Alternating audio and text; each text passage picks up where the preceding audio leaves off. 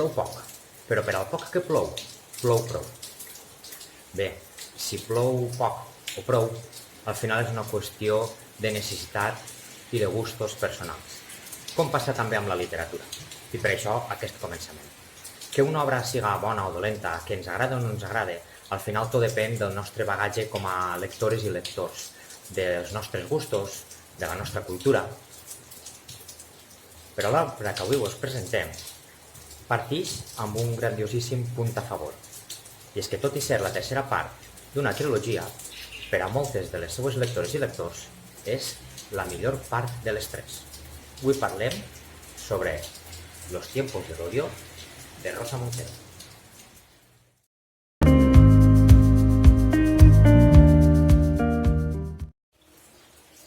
Bé, l'argument de la novel·la és el següent. Està ambientada en el Madrid de l'any 2010.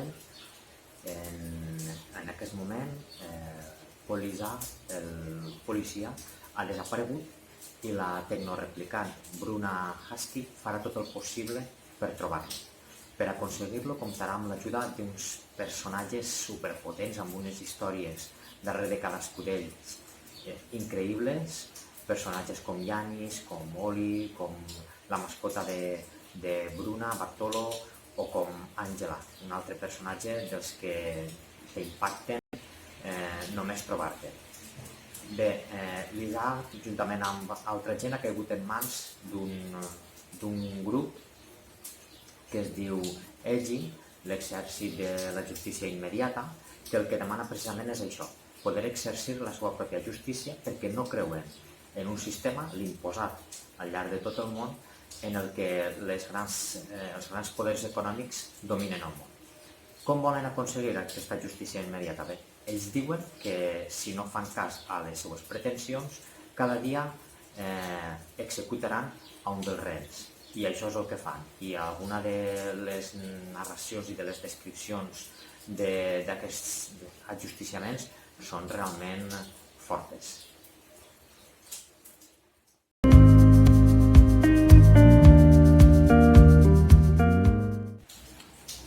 Si el fet de tractar-se d'una novel·la de ciència-ficció tira enrere en un principi a algunes persones, des d'ací faig una crida per a que superen aquesta por. Perquè tot i estar ambientada en un futur probable en l'any 2110, sí que és veritat que aquest món creat per Rosa Montero al final serveix d'ambient on ubicar uns personatges i unes trames tan reals com els que estem vivint nosaltres avui en dia. Aquest ambient serveix de salsa que li dona intensitat al plat principal, siga peix o siga carn. En aquest cas, aquest món creat per Rosa Montero és l'ambient perfecte per a desenvolupar unes trames i ubicar uns personatges que ens faran viure unes situacions increïbles i veure'ns molt reflexats i reflexades en ells i en elles.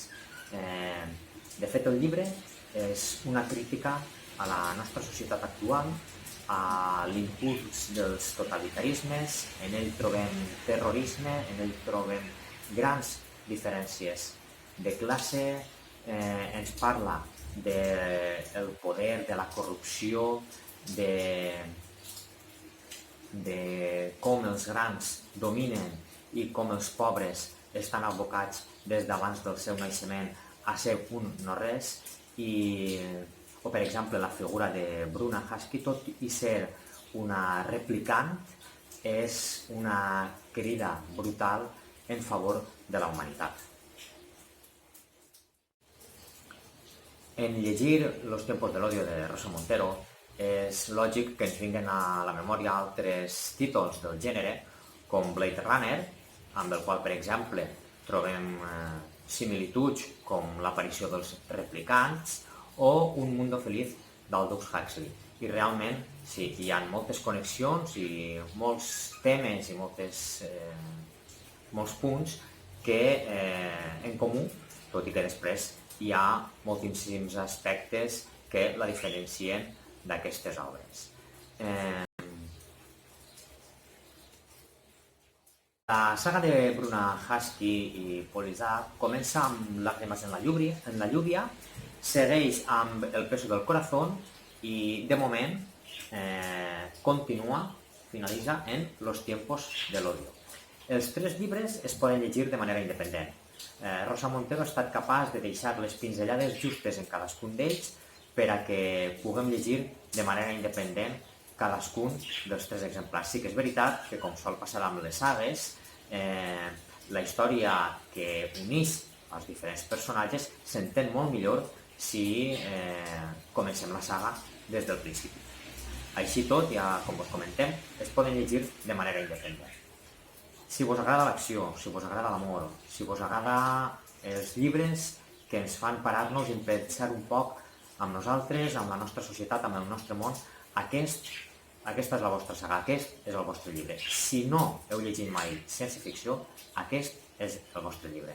Estem segurs que qualsevol persona que s'apropi a Los tiempos del odio o a qualsevol dels tres llibres de la saga de Rosa Montero s'anirà encantada i un poc transformada de la lectura d'aquests llibres. Aprofiteu, apropeu-vos a la Bibliocomunitat Valenciana i agafeu en préstec aquesta obra.